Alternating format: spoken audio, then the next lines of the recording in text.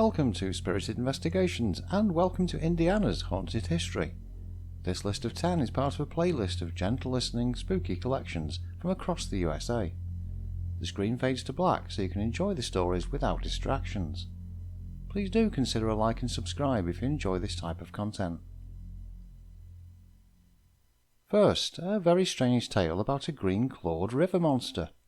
In 1955, locals outside of Evansville, Indiana, became aware of a tale about a green-clawed, human-sized beast waiting in the Ohio River. The beast had attacked a woman who was swimming. It had hairy arms, large clawed hands, and green skin. It grabbed at the woman, trying to pull her under several times, before she managed to scare it away by splashing in the river. She was left with multiple wounds, including a green stain shaped like a human hand. Incidentally, this occurred on the same day as the famous Hopkinsville goblin sightings in Kentucky, where a family reported seeing flying saucers and goblin-like creatures outside their rural home. Some believe the Ohio River creature was an extraterrestrial related to the Kentucky goblins, who perhaps arrived on Earth at the same time. At number 2, the Willard Library, again in Evansville, is a very striking red and white bricked multi-story building. It's thought to contain a spirit known as the Lady in Grey. Some say she's the daughter of the former owner, Louise Carpenter, although no one knows for sure. Her presence is said to sometimes be accompanied by musky perfume. There are reports of moving books, flickering lights, and faucets turning on and off on their own. Over the years, there have been many Lady in Grey sightings. Police officers once arrived at the library when the security system went off and reportedly saw a ghost in the upstairs window. She has also appeared to library users in the elevator, and a local weatherman also claims to have had an encounter. The library sponsors ghost tours every year during October, so visitors can get a chance to spot the Lady in Grey for themselves. Third on our list is the Barbie Hotel in Warsaw, northern Indiana, which was a very popular location in the 1920s and 30s for mafia members, gang bosses, and Hollywood celebrities, not that they're all necessarily intertwined. Al Capone stayed there several times, who would rent out the entire third floor when he visited for himself and his gang members. Capone himself would stay in room 301, and sightings of cigar smoke have been observed coming from under that door. According to local lore, the hotel is haunted by several spirits of its famous and infamous guests, with apparitions including Rita Hayworth. Many guests also hear the voice of a woman screaming, who is thought to have been murdered by a gangster boyfriend in the hotel. At number 4 is the appropriately named Battleground, Indiana. It's home to the Tippecanoe Battlefield Memorial and Museum, on the very spot where the battle once took place. Supposedly, many locations near to Battleground are haunted by the spirits of those killed in combat. Gravestones are said to move around in the nearby Harrison Cemetery, while ghostly forms and flashes of light appear on Hamilton Road. One strange quirk of the location is the belief that you can't fall asleep on the site, no matter how tired you are. Halfway through the list we have the Embassy Theatre in Fort Wayne, which opened in 1928. Since the 70s, visitors have reported paranormal activity from the ghost of the much-beloved stage manager Bud Berger, who worked in the theatre throughout the 1930s to the 1950s, and even lived there for a time. His ashes were spread on the roof when he died, which some believe caused his spirit to attach to the building.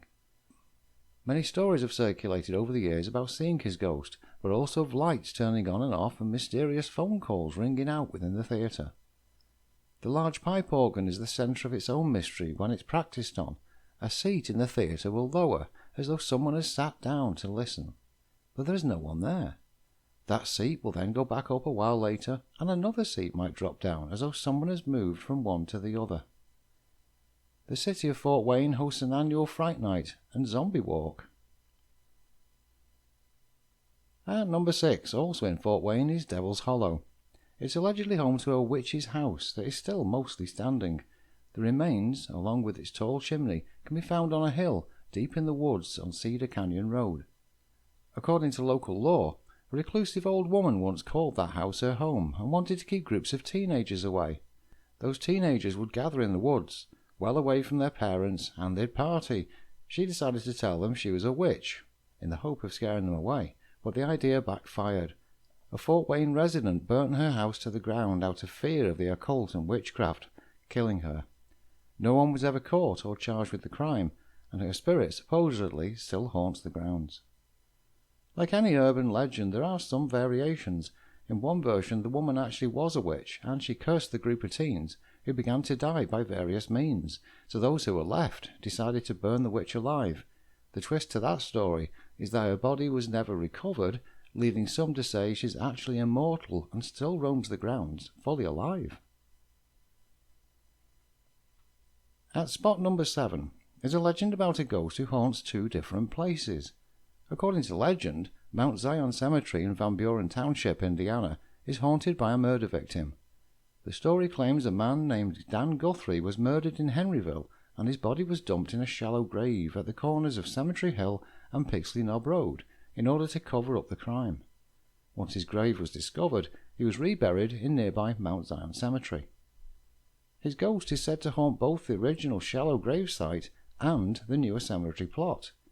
A ghost hunting team placed an audio recorder on his headstone and recorded a repeating cry of, "Help me, God help me, please help me," over and over again. At number 8 is the old bridge in St. Pierre, Indiana, known as Dogface Bridge. According to legend, back in the 1950s, a honeymooning couple were crossing this bridge when a dog ran in front of their car. They swerved to try and avoid it, but the couple and the dog were killed when the car ran off the side into the swamp below.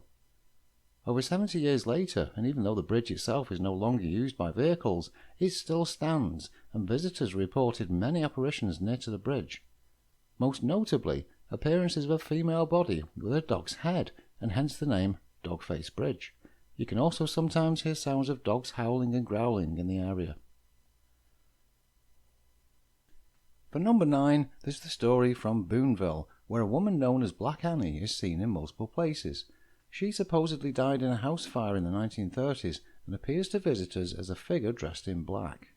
Sometimes she's been reported to jump on people's cars, but a more usual haunting location for a spirit is the cemetery where she was buried in, where she's seen wandering around the gravestones. Also, she haunts the still existing remnants of the house that burned down with her in it. So many people have witnessed her haunting that the town organised an event around her called the Black Annie Walk. Finally, there is Diana of the Dunes, whose real name was Alice Marble Gray.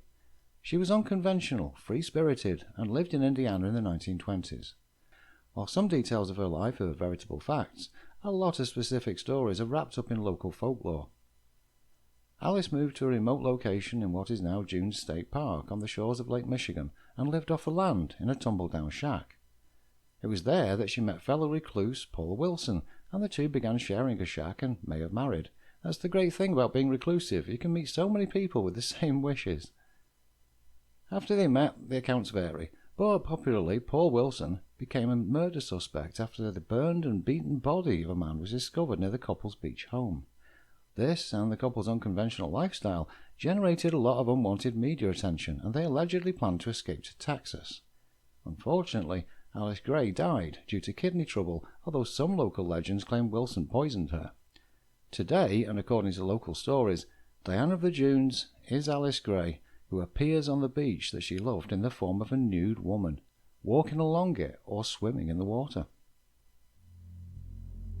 Thank you for joining us on this little journey. From naked ghosts to gravestones moving on their own, Indiana certainly has some bizarre tales from within the state. I hope you'll be here for the next one.